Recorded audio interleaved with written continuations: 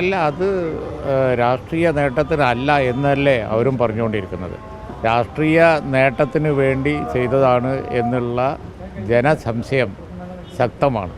അതാണ് സംഗമത്തിൽ അധികം പ്രാതിനിധ്യമില്ലാതെ പോയത്. ഇതൊക്കെ ആളുകൾക്കറിയാം. എത്രയോ കാലമായി ഈ കേരളത്തിൽ നാടിൻ്റെ നാനാഭാഗത്തു നിന്ന് അയ്യപ്പ ദർശനം നടത്തുന്ന ഒരു പവിത്രമായ കാര്യമായി കരുതുന്ന വിശ്വാസികൾ ഉണ്ട്. അവർക്കെല്ലാ സഹായം ചെയ്ത് നാനാ ജാതി മതസ്ഥരുണ്ട്. ആചാരം തെറ്റിക്കരുത് എന്ന് പറയുന്ന പല സംഘടനകളുണ്ട്. അതൊക്കെ ഇവിടെ നടക്കുകയാണ്. പക്ഷേ ആരും രാഷ്ട്രീയ മുതലെടുപ്പിന് അതിനെ ഇതേവരെ ഉപയോഗിച്ചിട്ടില്ല. അത് തിരിച്ച് അങ്ങോട്ടായാലും തിരിച്ച് ഇങ്ങോട്ടായാലും ഒക്കെ അത് മോശമാണ് എന്ന് സാമാന്യ ജനങ്ങൾക്കറിയാം. അതുകൊണ്ട് അവർക്ക് വല്ല സാറ്റിസ്ഫാക്ഷൻ, നടത്തിയവർക്ക് വല്ല സാറ്റിസ്ഫാക്ഷനും ഉണ്ടോ എന്നറിയില്ല. ഒഴിഞ്ഞ കസാല അവർ ഞെട്ടിച്ചിട്ടുണ്ടാവും. പക്ഷേ ഒരു കാര്യം ഉറപ്പാണ്, ജനങ്ങൾക്ക് ഇതൊക്കെ അറിയാം.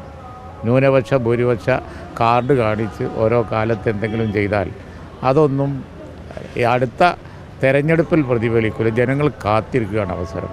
അവരതിനെതിരായി പ്രതികരിക്കും എന്നുള്ള കാര്യത്തിൽ സംശയമില്ല. അല്ല, അതിൻ്റെ കാര്യമില്ല. അത് അവരുടേതായ ഒരു പ്രിൻസിപ്പിൾ വെച്ചിട്ടാണ് അവരതിനെ കണ്ടിരിക്കുന്നത്. അതിനെ നമ്മൾ മാനിക്കുകയാണ് വേണ്ടത്. അതിനൊന്നും കാര്യമില്ല. കാരണം അവരൊരു പ്രിൻസിപ്പിൾ, ഒരു തത്വത്തിൻ്റെ അടിസ്ഥാനത്തിലാണ് അവർ പറഞ്ഞത്. അതിലാരെങ്കിലും രാഷ്ട്രീയ മുതലെടുപ്പ് ഉദ്ദേശിച്ചിട്ടുണ്ടെങ്കിൽ അത് നടക്കില്ല, അത് ഉണ്ടാവില്ല എന്നുള്ളതാണ് അത് കഴിഞ്ഞപ്പോൾ എല്ലാവർക്കും ബോധ്യമായിട്ടുള്ളത്. അത് മനസ്സിലാക്കിയാൽ മതി. അതാണ് അതിൽ പ്രസക്തമായത്. നമ്മൾ ഇപ്പോൾ ഗാസ റാലിയെക്കുറിച്ച് തങ്ങൾ പറഞ്ഞു.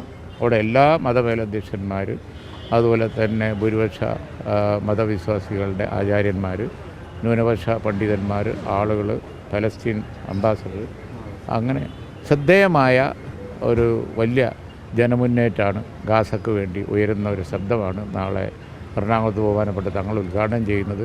ഈ കാലഘട്ടത്തിൻ്റെ പ്രശ്നം നമ്മൾ അഭിമുഖീകരിക്കുകയാണ് വേണ്ടത്. അല്ലാതെ നോൺ ഇഷ്യൂസിൻ്റെ പിറകെ പോവുകയല്ല ഈ ഭരിക്കുന്ന ഗവൺമെൻറ്റുകളൊക്കെ ചെയ്യേണ്ടത് എന്നാണ് ഞങ്ങളുടെ അഭിപ്രായം.